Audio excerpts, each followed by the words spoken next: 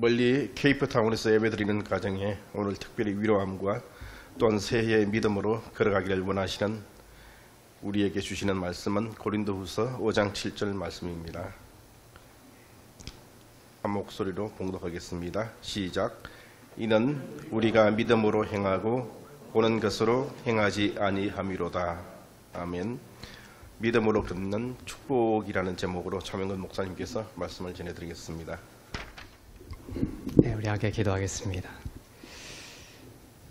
주님, 모든 것이 하나님의 은혜임을 고백하는 한 해가 되게 하여 주옵소서. 올 한 해 오직 예수의 이름을 높이기를 원합니다.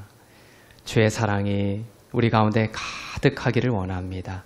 시간 말씀 가운데 성령 하나님 임재하여 주셔서 주의 뜻과 마음을 밝히시고 오직 예수님만 바라보는 귀한 은혜가 있게 하옵소서. 감사드리며 주 예수 그리스도의 이름으로 기도합니다. 아멘. 야곱에게서 12지파가 나왔습니다. 야곱은 12 아들을 낳았고 12지파가 되었습니다.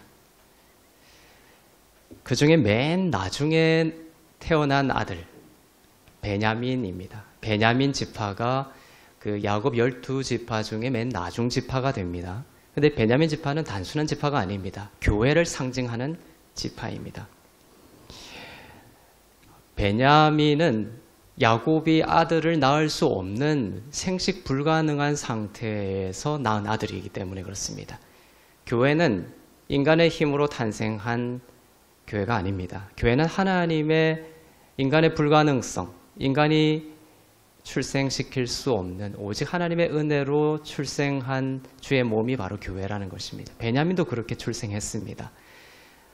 야곱의 모든 11아들은 야복강을 건너기 전에 태어났어요. 요셉까지. 그런데 오직 한 아들만, 베냐민만은 야복강을 건넌 이후에 태어난 아들입니다. 그럼 야복강을 건너기 전에 어떤 일이 있었냐면 야곱이 천사와 씨름을 합니다. 천사와 씨름하다가 그 엉덩이뼈가 함몰이 되죠. 야곱이 엉덩이뼈가 함몰이 됐다는 것은 더 이상 생식기능, 아기를 낳을 수 없는 상태가 된 것입니다. 그래서 야곱은 절뚝거리게 됩니다. 그 이후로. 그리고 야복강을 건너게 되죠. 그래서 그 이후로는 야곱은 아들을 낳을 수가 없는 그러한 몸이 되었습니다. 그런데 아들 하나가 태어납니다. 야복강을 건넌 이후에 아들이 태어나는데 그 아들의 이름이 바로 베냐민입니다. 그래서 여러분들은 베냐민의 이름이 나올 때 이것이 교회를 상징하는구나. 인간의 불가능성 가운데 하나님의 능력으로 태어난 교회, 바로 나를 나타내는구나 라는 것을 기억할 필요가 있습니다. 베냐민은 그렇게 십자가의 죽음과 부활을 통해 성령으로 태어난 교회의 세대를 말합니다. 오늘 이 베냐민 얘기를 한 이유가 뭐냐면 사울 왕이 등장하기 때문에 그렇습니다. 사울 왕이 어느 지파냐면 베냐민 지파입니다. 그런데 사울 왕이 베냐민 지파였지만 오늘 상황은 그렇게 좋지 않습니다. 사울 왕이 큰 실수를 하게 돼요. 그리고 베냐민 지파인 이 사울이 사방으로 공격을 당하고 있는 상황입니다. 즉, 이 베냐민 지파인 사울 왕이 오늘 등장하는데 이것은 영적으로 사울이 무너져 있는 상황을 말하고 또한 영적으로 무너져 있는 교회의 이 세대가 어떻게 그러한 영적인 무너진 것을 극복하고 승리를 이룰 수 있느냐를 보여주는 이야기가 되겠습니다. 사무엘상 13장의 이야기인데요. 사울 왕 때 베냐민 지파가 블레셋 적들에게 둘러싸여 공격당하고 있을 때의 이야기입니다. 블레셋 사람들이 이스라엘과 싸우려고 모였는데 어떻게 표현되어 있냐면 블레셋 사람들이 해변의 모래처럼 많은 수였습니다. 눈으로 볼 때 위협적인 수였습니다. 해변의 모래알 같은 수많은 블레셋 사람들이 적들이 쳐들어왔는데 그때 이스라엘 사람들은 눈으로 그 적들을, 많은 적들을 봅니다. 이스라엘 사람들은 이 위급한 상황을 보고 어떻게 했느냐? 참 안타까운 일이 벌어졌죠. 위급한 상황에 그들은 숨기에 바빴고 두려워 떨었습니다. 그 상황을 나타내는 성경 말씀을 보겠습니다. 사무엘상 13장 5절부터 7절 말씀입니다. 블레셋 사람들이 이스라엘과 싸우려고 모였는데 병거가 3만이요 마병이 6,000명이요 백성은 해변의 모래같이 많더라. 그들이 올라와 벳아웬 동쪽 믹마스에 진침해 이스라엘 사람들이 위급함을 보고 절박하여 굴과 수풀과 바위 틈과 은밀한 곳과 웅덩이에 숨으며 어떤 히브리 사람들은 요단을 건너 갓과 길라 땅으로 가되 사울은 아직 길갈에 있고 그를 따른 모든 백성은 떨더라. 큰 적들 앞에서 베냐민 지파들은 어떻게 했습니까? 굴과 은밀한 곳과 웅덩이 같은 곳에 숨어버렸습니다. 여호와의 이름으로 대적하지 않고 숨어버렸습니다. 떨었습니다. 일부는 어떻게까지 했냐면 적 진영인 블레셋 진영으로 그냥 투항해버리거나 블레셋 진영으로 그냥 도망가 버렸습니다. 이스라엘에게 참으로 어려운 시기였습니다. 이때는 아직 사울 왕 때고 다윗이 아직 등장하지 않았을 때입니다. 백성들은 이때 도망가고 사울을 따르던 600명의 군사들이 있었는데 정예 군사들이 있었는데 그들 또한 함께 떨었습니다. 리더가 떠니까 그죠? 이 어려움의 때에 사울 왕은 큰 실수를 하게 됩니다. 사울 왕이 선지자 사무엘이 하지 말라고 한 것을 한 것입니다. 선지자는 사울 왕에게 어떻게 이야기했냐면 자신이 갈 때까지 기다리라고 했습니다. 선지자는 기다리라고 했는데 사울 왕은 기다리지 않았습니다. 사울은 선지자가 해야 할 부분을 자신이 하고 말았습니다. 스스로 번제를 드렸던 것입니다. 사무엘 선지자는 내가 7일 끝에 내가 와서 내가 번제를 드릴 것이다 이렇게 말을 했음에도 불구하고 사울 왕은 기다리지 못했습니다. 인내하지 못했습니다.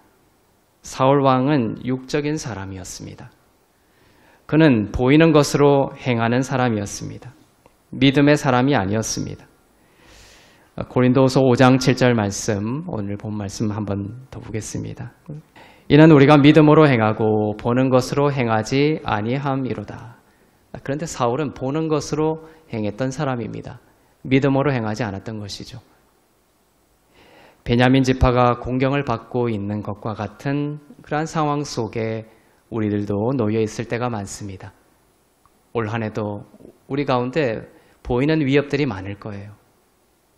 보이는 수많은 해변의 적들과 같은 여러분의 삶을 공격하는 거대한 숫자들, 원수의 적들이 눈에 보일 때가 있을 것입니다. 하지만 사울 왕처럼 하지 않기를 바랍니다. 우리들은 베냐민 세대입니다. 블레셋과 같은 세상으로부터 공격을 당하고 또 둘러싸여 있고 세상은 우리들을 수치스럽게 만듭니다. 이때 본문의 백성들처럼 많은 사람들은 그냥 숨고 맙니다. 내 안에 영적으로 공격을 당하거나 마음이 힘들거나 하면 그것을 그대로 직면하여 그것을 가지고 하나님 앞에 가져가서 인내하며 영적인 성숙의 훈련을 하는 것이 아니라 조금만 삶의 어려움이 닥치기라도 한다면 많은 사람들은 그냥 도망가고 숨어버리기에 바쁩니다. 굴에 숨고 오늘 이스라엘 백성들이 한 것처럼 블레셋의 그 수많은 적들을 보니까 하나님을 찾으면 되잖아요.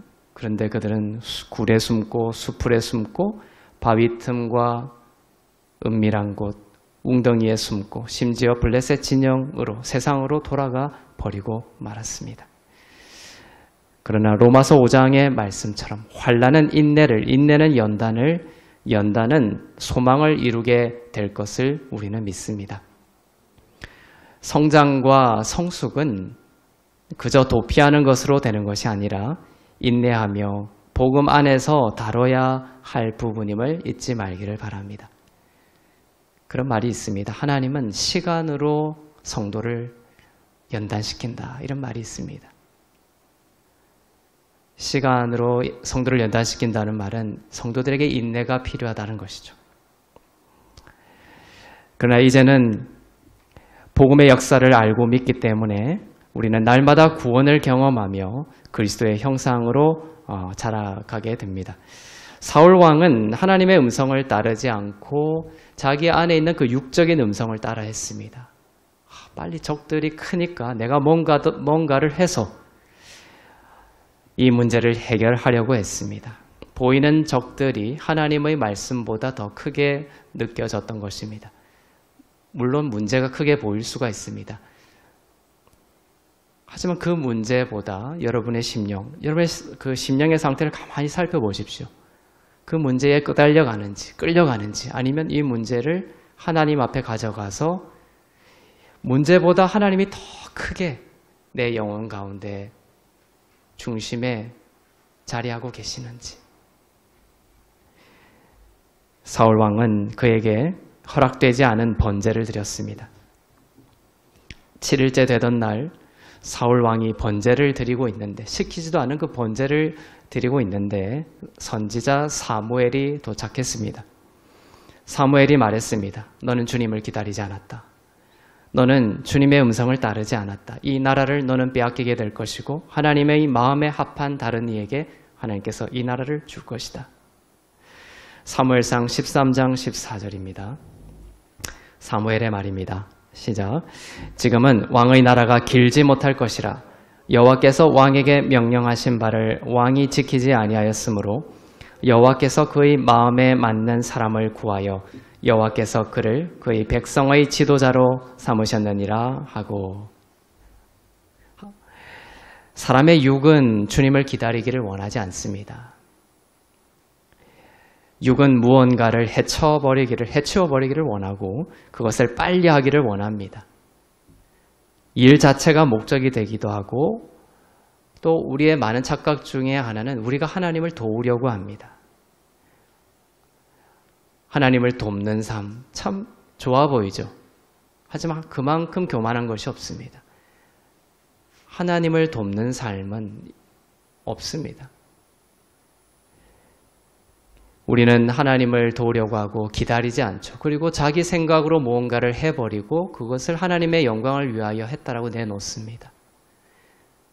오늘 찬양처럼 우리는 오직 하나님의 은혜가 아니면 살아갈 수 없는 자입니다. 우리가 뭔가를 하더라도 그것은 우리의 힘으로 한 것이 아니고 우리의 능력으로 한 것이 아니고 오직 하나님께서 우리에게 지혜와 능력과 모든 형편을 주셔서 하나님이 하신 일임을 믿으시길 바랍니다. 그리고 우리의 삶은 하나님이 하시는 일입니다. 우리가 하나님을 돕는 것이 아니라 하나님이 우리의 인생에 진군에 들어오셔서 우리를 점령하시고 우리를 붙드시고 우리의 인생을 친히 인도해 가시는 삶인 것입니다. 아무것도 걱정하지 마십시오.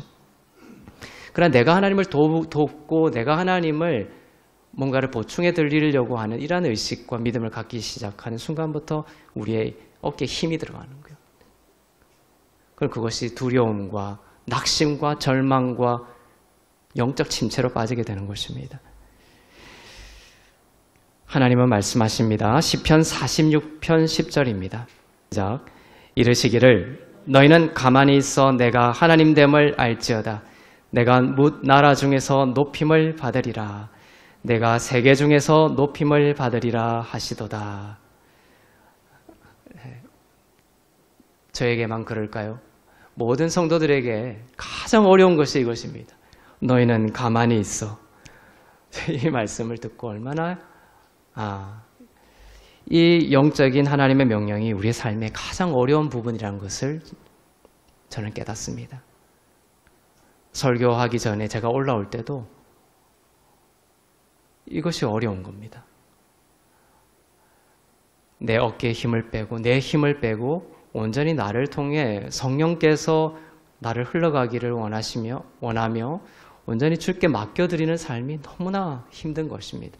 이것이 안식의 삶인데 하나님은 우리에게 안식에 들어가기를 힘쓰라고 말씀하십니다. 가만히 어떤 문제가 생기면 그것을 내 육의 힘과 눈에 보이는 것으로 해치워 버리려고 하기 전에 이 고백이 여러분 삶에 있기를 바랍니다. 하나님이 하나님됨을 보여주시옵소서. 주님 내게 말씀하십니다. 너희는 가만히 있어. 명분아 너는 가만히 있으라. 너의 힘으로 되는 것이 아니다. 너의 능력으로 되는 것이 아니다. 너의 입술의 설득력으로 되는 것이 아니다. 오직 내가 하나님인 내가 하나님됨을 보이리라. 주님 영광 받아 주시옵소서. 문나라 중에 높임을 받으소서. 이렇게 안식할 수 있는 한 해가 되기를 바랍니다. 안식하지 못하여 두려움과 염려 속에 많은 사람들이 살아갑니다. 하루를 시작할 때도 주님 오늘 모든 하루를 주님께서 다 이미 이루시고 준비하신 것에 감사합니다. 나는 가만히 있겠습니다. 주님 오늘 하루 높임을 받으시옵소서. 이렇게 하지 않죠. 아침에 일어나면 우리는 오늘 내가 뭘 해야 되지? 해야 할 일을 세기에 바쁩니다. 이것은 안식하는 삶이 아닙니다. 우리는 하루를 시작하면서도 가만히 말씀과 기도 앞에 앉아 하나님이 오늘 하루 나의 삶과 시간에 하나님 되심을 인정해드리며 높여드리는 시간을 갖지 못하죠. 그러나 우리 하트교회 모든 성도들은 올 한 해 정말 나는 가만히 있어. 오직 하나님이 하나님됨을 나타내는 영광의 삶이 되기를 축복합니다. 주 안에서 내가 누구인가? 내가 무엇을 해야 되지? 오늘 하루 무엇을 해야 되지? 이것을 세다 보면 무엇을 잊어버리냐면 내가 누구인지를 잊어버립니다. 해야 할 일들만 잔뜩 떠오릅니다. 하지만 우리는 묵상을 통해 우리를 예수님께로 다시금 가져가고 doing이 아닌 being, 이 존재의 영역으로 우리를 회복시킵니다. 말씀 묵상은 무엇이냐? 내가 무엇을 해야 되지로 달려가는 것이 아니라 내가 누구인지로 돌아가는 것입니다. 그 존재, 내 being 안에 모든 진실한 해답과 음성이 있습니다. 내가 무엇을 해야 됩니까? 주님께 묻기 전에 우리는 항상 무엇으로 돌아가야 해답이 있냐면 주님은 누구시고 주님 안에서 나는 누구입니까? 라는 주님 안에서의 진실한 나의 하나님의 자녀됨, 성령께서 내 안에 친히 나는 하나님의 자녀임을 증거하시죠. 말할 수 없는 사랑을 증거하십니다. 그러한 나의 그리스도 안의 존재됨을 하나님의 자녀된 그 존재됨 안에 내가 깊이 묵상할 때 그때 성령께서 여러분에게 놀라운 지혜와 능력을 부여해 주시는 것이죠. 흔들리는 수많은 가지들을 쫓아가며 허공을 치듯 살아가지만 중요한 것은 나무의 뿌리입니다. 이 믿음의 뿌리, 내 삶의 중심 되신 예수 그리스도를 또 그 중심 되신 예수 그리스도 안에서의 나의 그 존재, being에 주목하지 않고 계속해서 그 가지들만을 쳐다보면서 내가 언제 이렇게 열매를 맺지? 내가 어떻게 저 가지처럼 뻗어나가지? 그것만 추구하며 살아가는 신앙인들이 많이 있다는 것이죠. 하지만 하나님은 우리를 다시금 믿음의 뿌리로 향하게 하십니다. 주님과 하나 되고 주님 안에 안식하는 것입니다. 참으로 안식할 때에 우리는 분주한 행위가 아닌 능력 있는 행위가 나오게 됩니다. 열매로 행위가 나오게 되는 것이죠. 이 사울과 달리 다윗은 하나님의 마음에 합한 자였습니다. 사울은 시기심으로 다윗을 쫓아다니며 다윗을 죽이려고 했습니다. 사무엘상 26장 20절에 보면 메추라기를 사냥하는 것 같이 다윗을 쫓아다녔다라고 되어 있습니다. 사울이 참 잔인하게 다윗을 죽이려고 쫓아다녔습니다. 왕인 그가 무엇이 모자라서 그 마음에 우리도 인간 아무리 다 가진 듯한 인간이더라도 우리 가운데 시기심이 올라오면 사울 왕과 같은 참혹한 모습의 삶을 살게 되죠. 다윗은 달랐습니다. 다윗은 그 동굴에서 사울 왕이 잠이 들어서 자기가 칼을 꺼내서 그냥 쉽게 사울을 죽일 수가 있는 상황들이 2번이나 있었습니다. 그런데도 다윗은 어떻게 했습니까? 이 사람이 나를 죽이려고 이렇게 쫓아오고 나를 살해하려고 쫓아오는 이 사울을 내가 죽여도 아무도 비난할 사람이 없었음에도 불구하고 다윗은 사울을 왜 안 죽였냐면 이렇게 고백합니다. 이 사울 왕은 하나님이 기름 부은 자다. 사울 왕이 비록 나를 죽이려고 창을 던지고 사냥개처럼 메추라기를 쫓던 나를 이렇게 추격해 오지만 내가 사울을 죽일 수 없는 이유는 하나님이 기름 부으신 왕이기 때문이다. 하나님을 향하니까 답이 나오죠.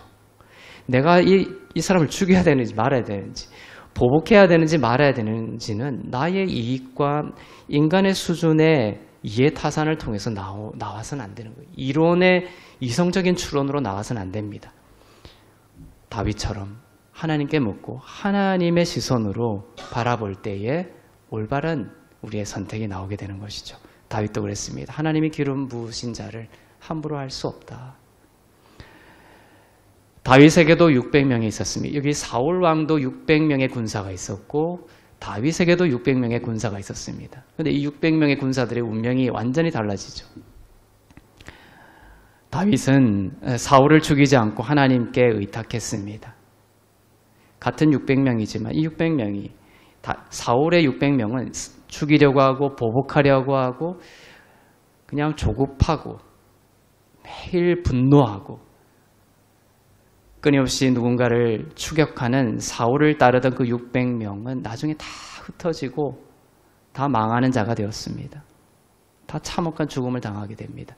하지만 다윗을 따르던 무리들 600명은 어깨너머로 다윗의 그 리더인 다윗이 어떻게 하는가를 다 지켜봤어요. 군사들은 600명의 군사들은 다윗이여 이 사울 왕이 잠들었습니다. 죽이십시오 했지만 다윗은 아니다. 사울 왕은 하나님이 기름 부은 자다. 그를 놓아주고 떠나자. 600명은 그러한 다윗의 모습을 보았어요. 어깨너머로 보면서 그들 또한 다윗과 같은 리더로서 성장하게 되었던 것입니다. 같은 600명의 무리지만 사울을 따르던 자들과 달리 다윗을 따르던 자들은 모두 하나님이 기뻐하시는 강한 용사가 되었다라고 기록하고 있습니다. 얼마나 이 리더의 중요성이 큰지를 알겠죠. 다윗의 무리들은 사울을 죽일 수 있음에도 죽이지 않고 풀어주는 등 다윗을 옆에서 보면서 예수를 중심에 둔 용사로 자라갔습니다. 육을 따르지 않고 영을 따르는 다윗을 보며 그들도 영을 따르는 용사로 자라갔던 것이죠. 여러분이 그러한 리더가 되기를 축복합니다. 따르는 자들은 리더를 닮아가게 됩니다. 물론 예수님은 리더였죠. 예수님을 따르는 자들이 다 예수님처럼 되었느냐? 가룟 유다와 같이 그 길을 따르지 않고 떠나는 자들은 예수님일지라도 있습니다. 그러나 원리는 이렇습니다. 리더를 따라간다. 주님을 경외하고 예배하고 기뻐하는 자면 여러분을 따르는 자도 그러한 리더로, 그러한 자녀로 자라게 될 줄로 믿습니다. 리더는 사울처럼 육으로 행하지 말아야 됩니다. 리더의 가장 위험한 것은 사람들의 평가와 인정을 바라보는 것이죠. 600명의 군사도 그랬어요. 사울을 죽여라, 죽여라. 그러면 그 600명은 자기의 든든한 후원자들이죠. 지지자들입니다. 1대 600이에요. 600이 찬성하면 따라가야 되지 않습니까?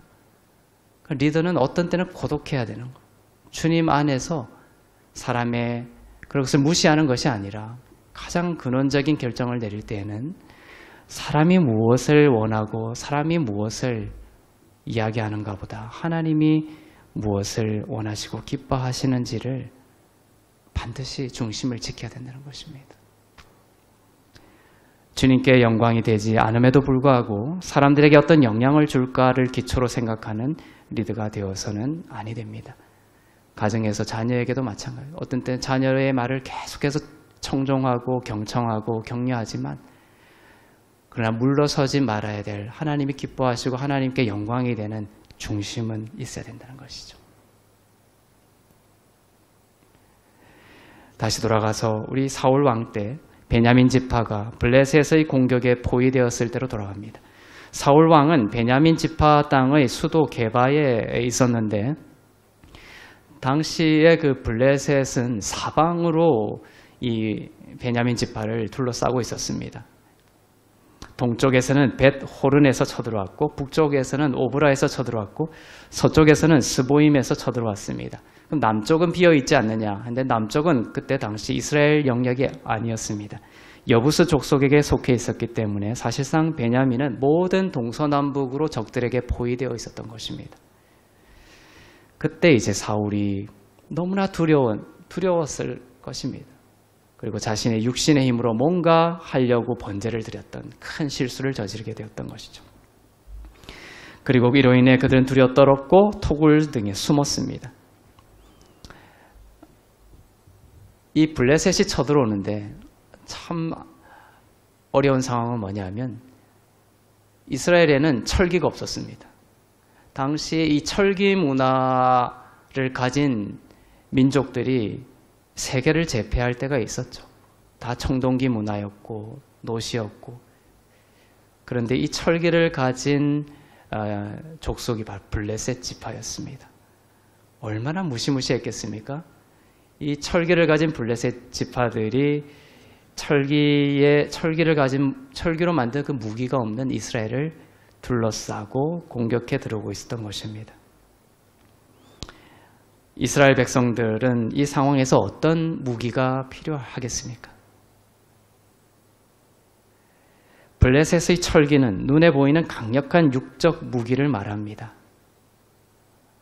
블레셋은 철기를 가졌다는 것은 동일하게 우리에게도 대입해 볼 수 있는 것입니다. 우리도 살아가면서 저 사람은 저런 무기를 가지고 있고 저 사람은 저런 학력을 가지고 있고 저 사람은 저렇게 해외에서 공부해 왔고 저 사람은 저런 집안이 좋고 이것이 다 블레셋의 철기입니다.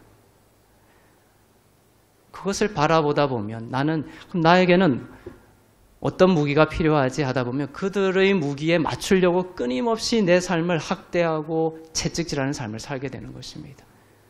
무기에 집중하면 안 되는 것이라.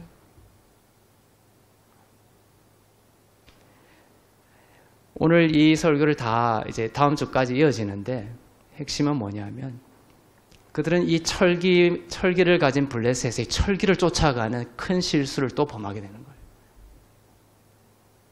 그걸 다음 주에 이야기할 것입니다. 우리에게도 이러한 육적 무기를 쫓아가는 유혹이 있습니다. 그러나 그것으로 승리하는 것이 아닙니다. 하나님의 백성들인 여러분에게 원하시는 것은 육적인 무기를 의지하여 싸우는 것이 아닙니다. 세상을 이기기 위해서 세상의 방법을 쫓아가거나 세상적인 방법을 쓰지 않기를 바랍니다. 마귀를 이기기 위해 마귀의 도구를 쓰지 마십시오. 핵심은 하나님의 방식이어야 합니다.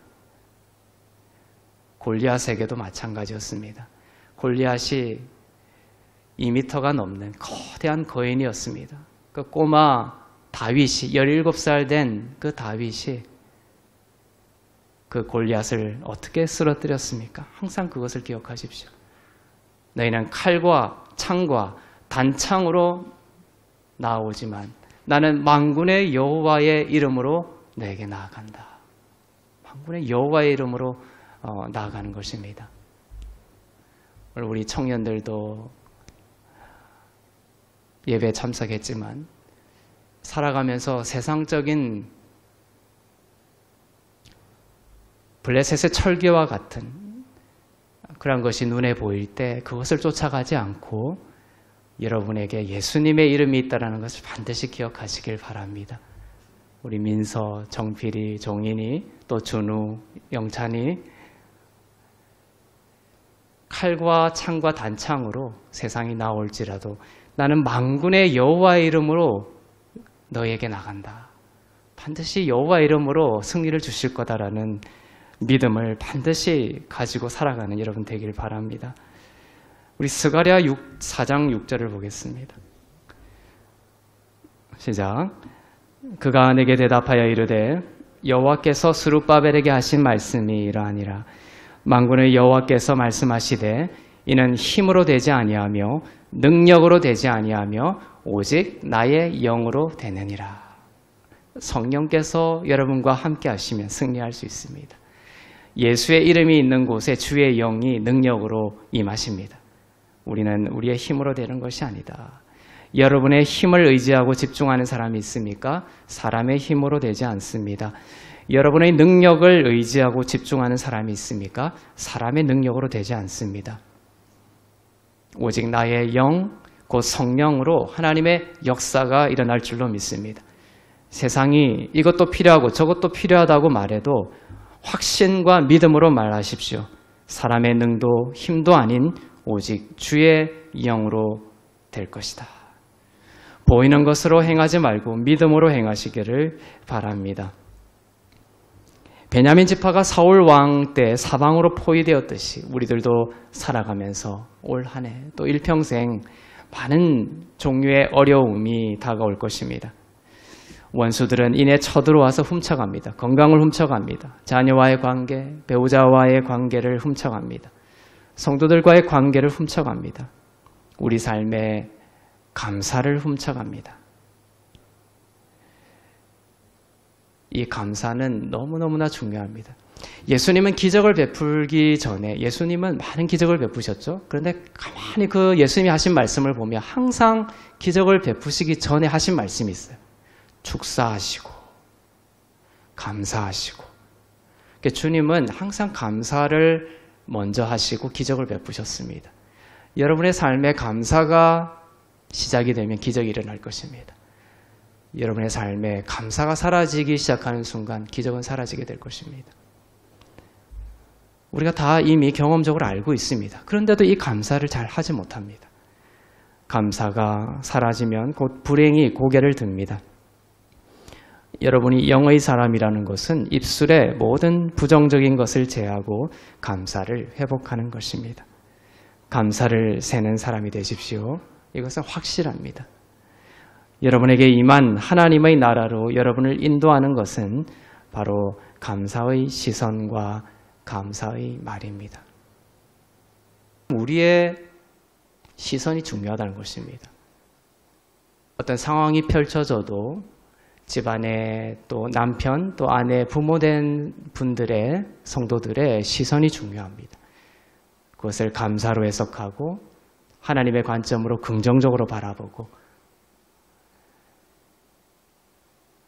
하나님께서 우리에게 주시는, 우리의 삶에 주시는 낙관적이고 밝은 면을 바라보며 선포하고 그것을 입술에 담을 때에 정말로 그 선포대로 되는 것입니다.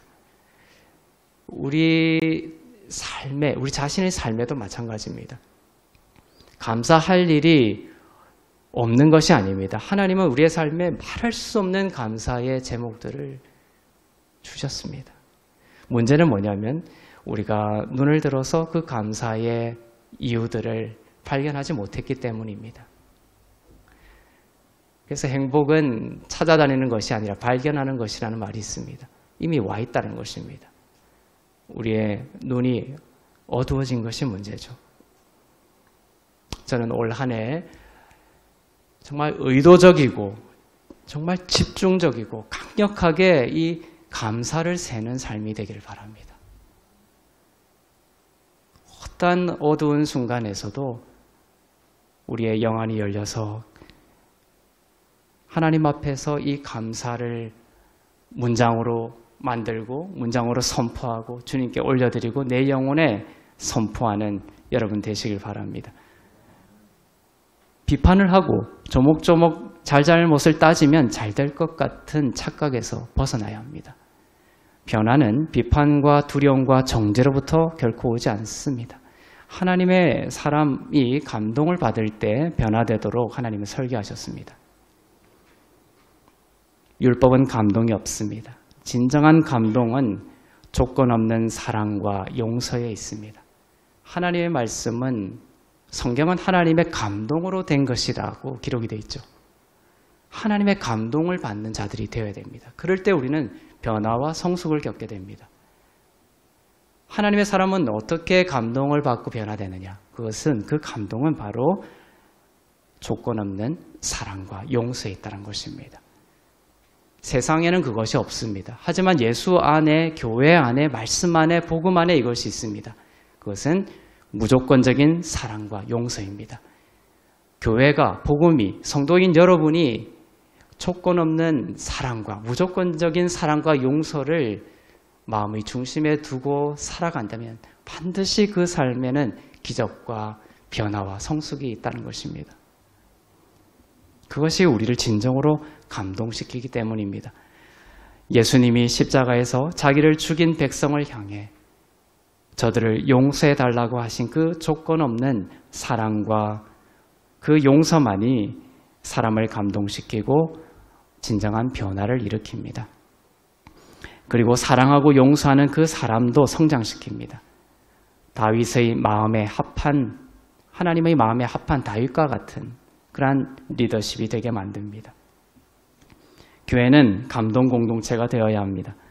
조건 없는 사랑과 용납 공동체가 되어야 합니다. 잘잘못을 따지고 또한 비판하고 또 허물을 옮기는 공동체가 돼서는 안 됩니다. 우리 성도들은 다 그렇게 되기를 바랍니다. 누군가 우리 성도들에 대해서 그 형제 뭔가 그렇게 그런 잘못이 있더라, 그렇게 했다더라 이러면 여러분들은 그것을 우리 형제는 그럴 사람이 아니라고, 그리고 그것을 그 말을 옮기지 않는 여러분 되시길 바랍니다. 그 말을 옮기는 사람은 사실은 그것을 즐기는 사람입니다. 그 허물을 옮겨서 그 허물에 동참하고 즐기는 사람입니다. 하지만 우리 형제들은 서로를 가려주고 용서하고 그 말이 더 이상 흘러가지 않도록 우리 형제는 그자면은 그럴 사람이 아니라고. 주님 하나님께서 말씀하셨죠. 바닷물은 더 이상 넘어오지 말고 여기서 그쳐라 하심으로 바다가 되었습니다. 육지로 올라오지 않게 되는 거예요. 그리고 생육하고 번성하는 육지에 하나님의 나라가 되었던 것입니다. 바닷물이 공동체를 잠식하려고 흘러올 때, 또 비판과 또 허물의 바다가 밀려올 때 바다는 거기서 그칠지어다 명령하는 여러분 되시길 바랍니다.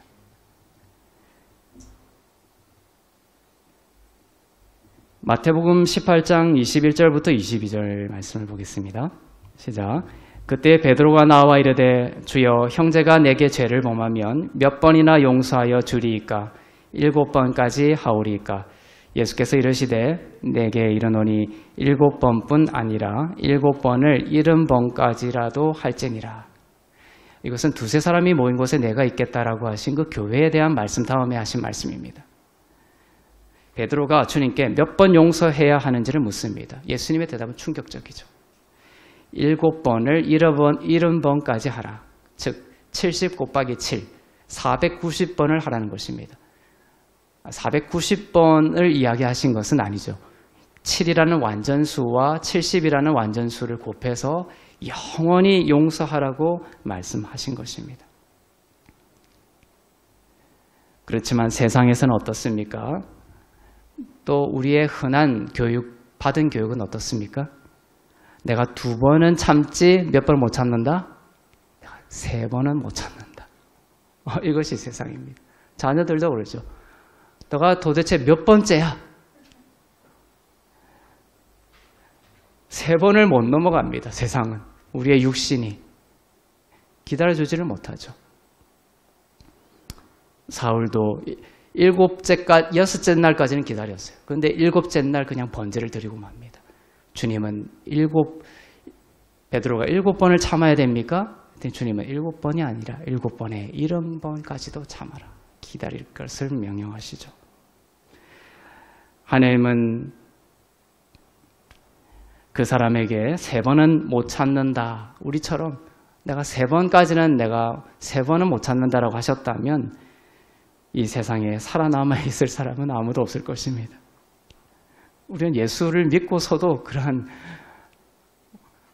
삶을 살아가고 있으니까요. 영원한 용서를 우리는 받고서도 세상에서는 우리가 이렇게 말합니다. 이것이 몇 번째냐고. 그렇게 말함으로 하나님의 나라의 문을 자꾸 닫아버리는 삶을 삽니다. 감동을 주지 못하는 삶을 사는 것입니다. 차별이 없습니다. 그러나 저는 이 말씀을 기억하며 그 고개를 넘어갑니다. 내게 능력 주시는 자 안에서 내가 모든 것을 할 수 있다. 내 힘으로 되는 것이 아닙니다. 내가 4번까지도 용서할 수 없다라는 내 육신의 브레이크가 올 때 주님을 바라보시고 내게 능력 주시는 자 안에서 내가 모든 것을 할 수 있다라는 이 말씀을 기억하시길 바랍니다. 용서에서 중요한 것은 사실 자신에 대한 용서죠. 사람들은 저 사람 때문에, 저 사건 때문에 라고 자신의 불행의 원인을 밖에서 찾고 그것이 해결되기를 기다리고 있지만 그것은 근본적인 해결책이 되지 못합니다. 또 다른 문제가 등장하면 증폭이 됩니다. 예수님은 우리를 용서하셨습니다. 그러나 많은 사람들의 문제는 자기 스스로를 용서하지 못하는 것입니다. 예수님이 용서하셨는데도 자신은 스스로를 용서하지 않고 사람과 환경에 매달려 있습니다. 나의 옛자아가 십자가로 죽었는데도 자신 안에서는 옛자아가 아직 죽지 않고 있다라고 믿고 있는 겁니다. 이것이 자기를 용서하지 않은 겁니다. 주님은 옛자아가 죽었다 했는데 자기는 어떻게 생각하는 거예요? 아직 안 죽었어. 이것이 자기를 용서하지 않은 것입니다. 그 옛자아가 받은 상처와 결핍을 하나님이 아닌 사람에게서 보상을 받으려고 하고 환경에서 보상을 받으려고 하는 그 과정에서 분노와 복수와 우울의 쳇바퀴를 돌고 돌며 감옥에서 나오지를 못합니다. 내가 누군가의 상처를 받았습니다. 어릴 때. 그 옛자아가 십자가에서 죽었다라고 하신 주님의 말씀을 믿고 상처받은 나의 옛자아를 버려버려야 되는 거예요. 그런데 많은 사람들은 내가 용서받았다라고 하면서 그 옛자아를 용서하지 못하는 것은 뭐냐면 그 옛자아를 계속 가지고 있으면서 그 상처받은 나의 옛자아를 사람과 환경으로부터 보상받으려고 하는 삶을 사는 거예요. 자꾸만. 복음의 본질은 외부의 것이 아니라 나의 죽은 옛자아를 내가 어떻게 처리하고 바라보느냐와 관련이 있습니다. 우주를 정복하는 것보다 이것이 가장 중요한 숙제입니다. 우리의 내면을 들여다보고 내 안에 많은 두려움과 복수와 원한과 미움과 누군가를 용서하지 못하는 그 근본적인 나의 마음의 중심에 내가 나 자신을 용서하지 못하고 있었구나. 아직도 내가 옛자아를 부여잡고 그 옛자아를 뭔가 어떻게 해보려고 했었구나. 그런 나의 옛자아 부여잡고 있는 나의 내면을 탁 깨닫고 십자가의 선포, 나의 옛자아가 예수와 함께 죽었다라는 이 믿음을 선포하고 믿는 여러분 되시길 바랍니다.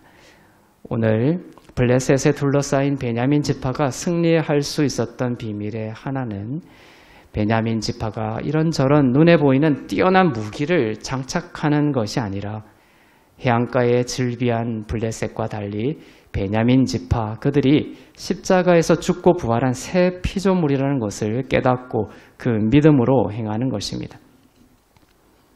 지금 특별히 제일 처음에 베냐민 지파라고 이야기한 이유가 이것입니다. 영적 승리의 비밀입니다. 블레셋 지파는 해안에 즐비했다고 했습니다. 그런데 베냐민 지파는 아까 야복강을 건너서 태어난 자들입니다. 이것이 다른 것입니다. 블레셋은 크레테 섬, 즉 그리스 계열의 사람인데 그들은 바다를 건너와서 해안에 즐비하게 거주했습니다. 이에 반해 이스라엘 백성들은 이집트에서 나와서 홍해를 건너고 요단강을 건너 약속의 땅에 들어온 자들입니다. 그 차이는 무엇이냐? 홍해를 건넜느냐 안 건넜느냐입니다. 요단강을 건넜느냐 안 건넜느냐입니다. 이스라엘 백성들은 홍해를 건넌 자이고 요단강을 건넌 자들입니다. 특별히 베냐민은 야복강을 건넌 자들이었고 또한 홍해를 건넜고 요단강을 건넜던 자들입니다. 성경을 볼 때 여러분 홍해를 건넜다, 요단강을 건넜다, 야복강을 건넜다 이것을 그냥 단순히 강을 건넜다라고 생각하시면 안 됩니다. 내가 십자가로 죽고 부활했다 이 말이며 그것이 나의 옛자가 죽었다는 것을 계속해서 깨달아야 되는 거예요. 출애굽한 유대인들, 하나님은 그들이 약속의 땅으로 곧장 들어가기를 원하셨습니다. 그러나 그들은 하나님을 신뢰하지 않는 육적인 모습으로 인해 광야를 돌고 돌아서 하나님을 신뢰하지 않는 그 육적 세대가 죽기까지 40년이 걸렸습니다. 그리고 약속의 땅에 들어갔습니다. 그들이 약속의 땅에 어떻게 들어갔는지가 중요합니다.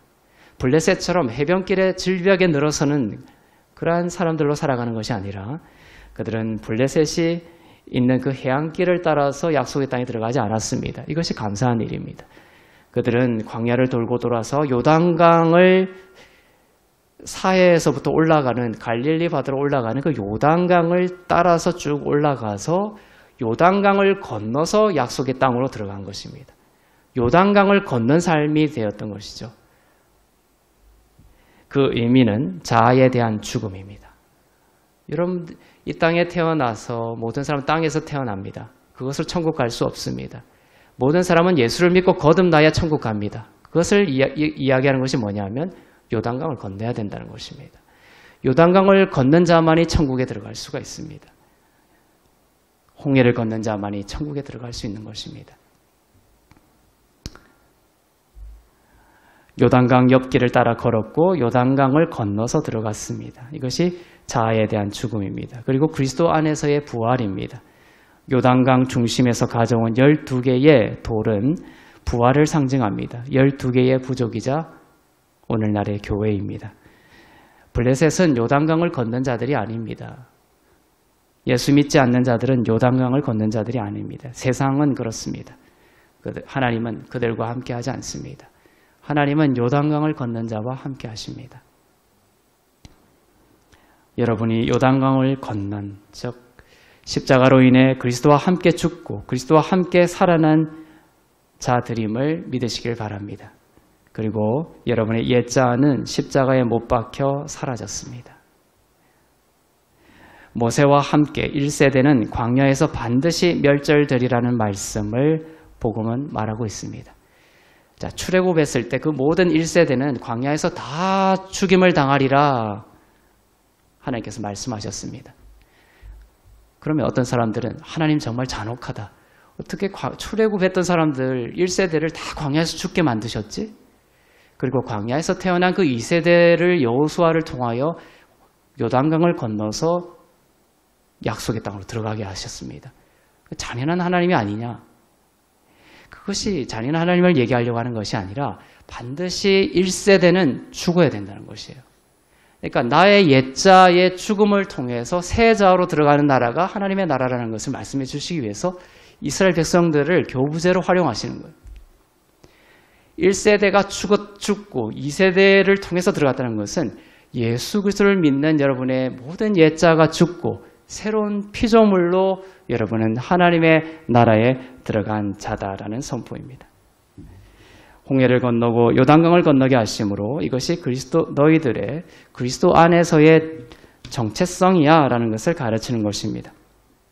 그리고 약속의 땅에 가서서도 그 안에서 많은 부족들이 있죠. 이방인들이 있죠. 그 정체성으로 요단강을 건넌 옛자에 대해서 죽고 새로운 자로 부활한 자로 거듭난 자라는 이 정체성으로 모든 원수들의 공격을 승리하며 살아가는 거야 라는 것을 가르치는 것입니다. 마지막으로 고린도후서 5장 17절 말씀을 보겠습니다. 시작. 그런즉 누구든지 그리스도 안에 있으면 새로운 피조물이라 이전 것은 지나갔으니 보라 새 것이 되었도다. 여러분이 봐야 될 것이 무엇입니까? 옛 것입니까? 아닙니다. 보라, 무엇을 봐라? 새 것이 되었다. 새 것입니다. 여러분이 새 것이 되었다는 것을 볼 때 기적이 일어납니다. 이전 것은 블레셋처럼 우리를 찌르고 훔치고 괴롭힙니다. 옛자를 끌어안고 너무 오래 잊지 마십시오. 자신을 용서하고 죽은 옛자를 떠나보내시기를 바랍니다. 그리고 이 말씀을 붙드십시오. 보라, 너희는 새 것이 되었도다. 내가 여전히 죄인이다 라는 것을 보는 한 기적은 없습니다. 내가 죄인이었지만 예수를 통하여 새로운 피조물이 되었구나. 예수를 통하여 나는 의롭고 흠없고 거룩한 새 것이다. 나는 거룩한 하나님의 신부다. 나는 하나님이 영원히 변함없이 사랑하는 하나님의 자녀다. 이 새 것에 대한 믿음이 우리 가운데 있을 때 우리 안에 참된 기적과 변화와 성숙이 있게 되는 것입니다. 옛자의 모습들이 드러나는 이유는 자꾸 우리 안에 옛자의 모습이 드러납니다. 미움이 드러나고 인내하지 못하는 것이 드러나고 눈에 보이는 것에 막 끌려가는 이러한 옛자의 모습들이 자꾸만 드러나는 이유는 그게 영적인 사단의 공격이 있는 것입니다. 이것이 너의 실체야. 이것이 너다. 그 믿음을 심어주려고 하는 것입니다. 그거 던져주면서 여러분이 그것이 나구나. 그것이 내 정체성이구나 라고 그것을 끌어안고 그것 안에서 어떤 무기를 찾아낼 수 있을 것처럼 속이기 위한 사단의 유혹입니다. 여러분이 이 옛자를 떠나보내고 그리스도 안에서 새 것이 되었다라는 것을 볼수록 여러분은 승리하게 될 것입니다. 이미 승리한 것을 알고 그 승리를 맛보게 될 것입니다. 여러분 안에 이미 왔지만 잠들어 있는 그리스도의 인격과 성품이 깨어나게 될 것입니다. 내가 새 것이 되었다. 내가 용서하려고 막 노력하는 삶이 아니라 내가 새 것이 되어서 예수님을 찌르던 자, 십자가에 못 박았던 그 예수님을 십자가에 못 박았던 그 사람들을 예수님이 용서하셨죠. 그 예수님의 그 용서의 성품이 내 것이 되었구나라는 것을 깊이 깨달을 때 용서가 나오게 되는 것입니다. 그런데 많은 사람들은 어떻게 합니까? 예수님이 용서하라고 하셨으니까 끊임없이 내 힘으로 용서하려고 노력하는 삶을 삽니다. 그럴수록 용서하지 못하게 되는 것입니다. 용서하려고 노력하는 삶이 옛자입니다. 하지만 예수의 이름으로 내가 용서받았구나라는 것이 새자고 그러한 용서하시는 예수님의 성품이 내 것이 되었다라는 새 것에 집중할 때 용서할 수 있는 능력이 내 안에서 나오는 것입니다. 그러니까 용서가 안 될 때에는 내가 왜 용서하지 못할까? 가슴을 치면서 나를 학대하고 회개하고 용서하려고 막 노력하는 것이 아니라 탁 깨어나서 내 안에 그 용서가 이미 있구나. 예수님의 그 용서가 내 것이구나.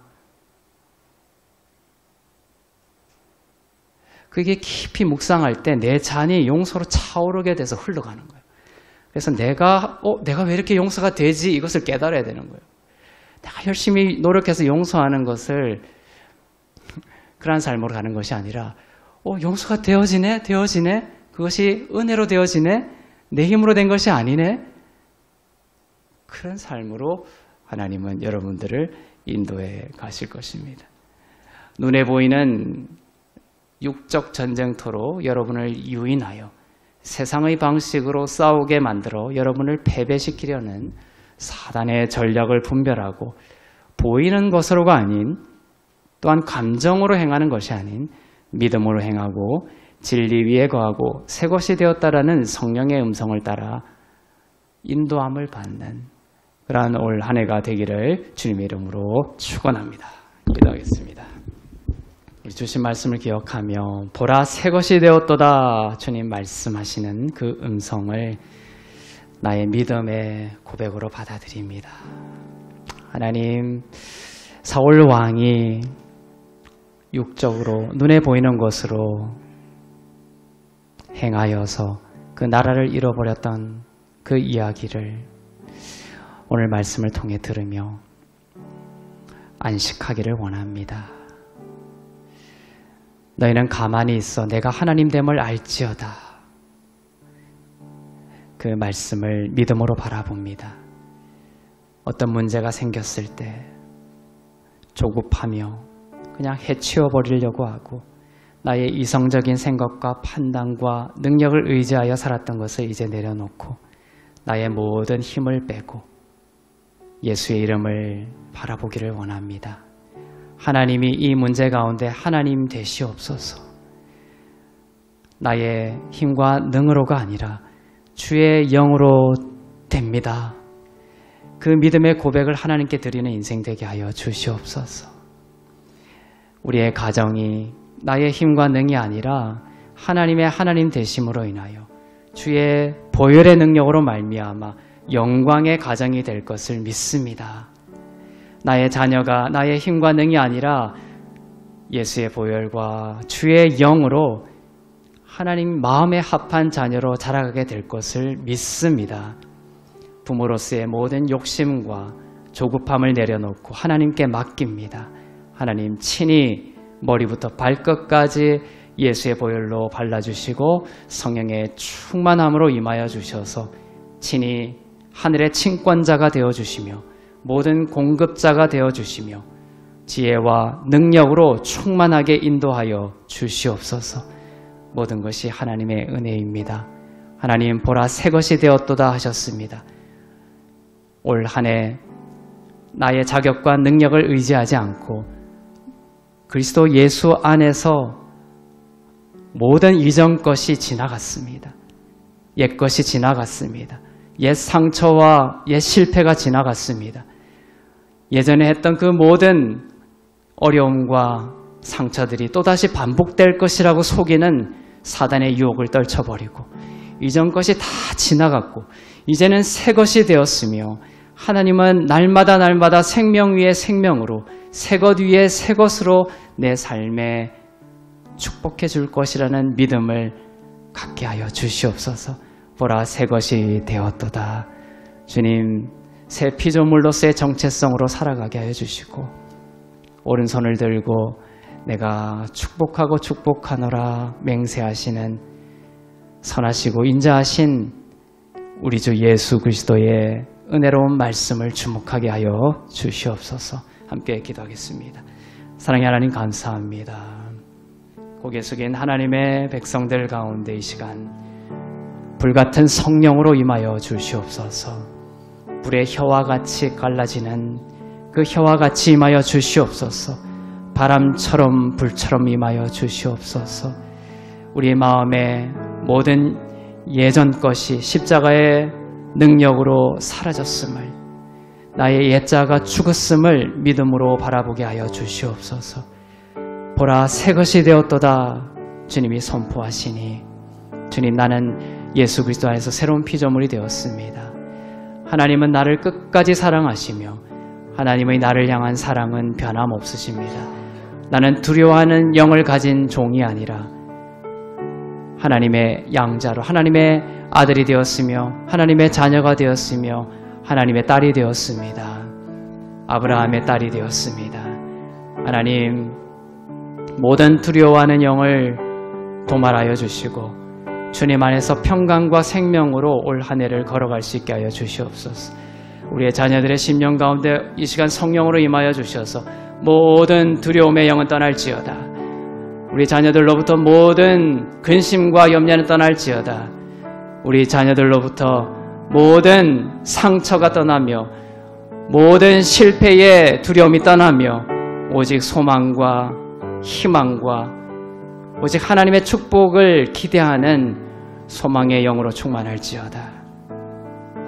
주님 빛과 같이 임하여 주시옵소서. 새벽빛같이 임하여 주시옵소서. 앞서 행하여 주시옵소서. 광야의 길을 내시고 반석에서 샘물 내듯이 올 한 해 우리의 가정을 지키시고 돌보시며 시냇가에 심은 나무처럼 가뭄이 와도 많은 열매를 맺게 하여 주시며 그 잎이 푸르게 하여 주시고 청정하게 하여 주시고 지혜와 명철로 부유하게 하여 주시며 모든 길에서 형통케 하여 주시옵소서. 하늘의 기름으로 축복하여 주시고 땅의 모든 이슬과 기름으로 축복하여 주시옵소서. 받는 모든 땅이 하나님의 나라가 되게 하여 주시고 우리의 영혼 가운데 오직 주의 이름을 높이며 주의 이름을 송축하며 주의 이름만을 바라보는 예배의 삶이 회복되게 하여 주시옵소서. 주님 감사합니다. 사랑의 하나님 아버지, 보이는 것으로 행하지 않게 하여 주시옵시고 믿음으로 걷는 자가 되게 하옵소서. 그리스도 안에서 죽은 옛자를 끌어안고 피투성이로 사는 자가 되지 않게 하시고 보라 새 것이 되었도다. 그 말씀을 따라 새 것이 되었음을 주목하고 보는 자가 되게 하옵소서. 나는 거룩한 주님의 신부입니다. 나는 거룩한 하나님의 자녀입니다. 하나님의 나를 향한 사랑은 변하지 않습니다. 하나님은 나의 모든 죄를 용서하셨습니다. 나의 과거의 죄를 용서하셨고 지금의 죄를 용서하셨고 미래에 내가 지을 모든 죄까지도 시간 없는 시간 밖의 하나님의 시간 속에서 용서하셨음을 믿습니다.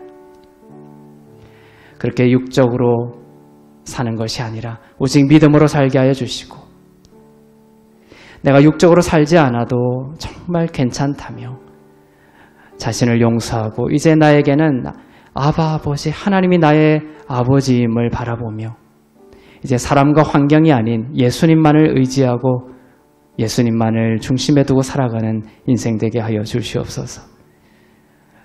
철기 무기를 가진 그 블레셋의 그 무기를 바라보며 두려워 떠는 자가 되지 않게 해주시고 토굴과 동굴에 숨는 자가 되지 않게 해주시고 그들은 칼과 창과 단창으로 나올지라도 나에게는 만군의 여호와의 이름이 있음을 알고 주 예수의 이름으로 세상 가운데 담대히 서는 믿음의 가정 또 믿음의 자녀들 되게 하여 주시옵소서. 세상의 무기를 의존하지 않게 해주시고 하나님이 새 피조물과 함께 하시면 주님이 함께 하심이 우리의 승리의 비밀임을 깨닫게 하여 주시옵소서. 전쟁에 있는 땅에 평화를 주시며 질병 가운데 고통받고 있는 환우들 찾아가 주셔서 하나님의 말씀으로 일으켜 세워 주시옵소서. 모든 것이 하나님의 은혜임을 고백하며 드린 예물 위에 기름 부으시고 쓰이는 곳마다 하나님의 나라가 더욱 온전히 임하게 하여 주시옵소서.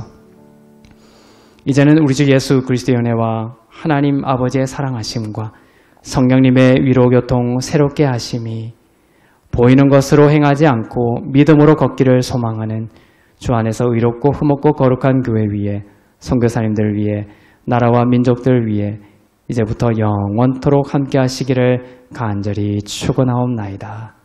아멘.